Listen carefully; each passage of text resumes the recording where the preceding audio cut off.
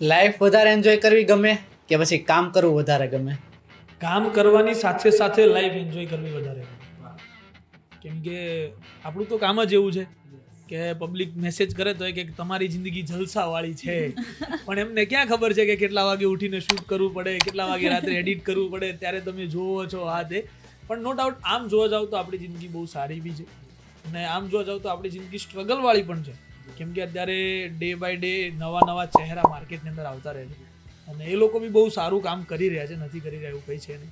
But આ જિંદગીમાં કેમ મજા છે, કેમ કે ફરતા જાઓ, બતાવતા જાઓ, મોજ કરતા જાઓ ને કમાતા જાઓ. એટલે આમાં આપણો કોઈ જ ઉપર બોસ નથી, જે છીએ આપણે જ છીએ.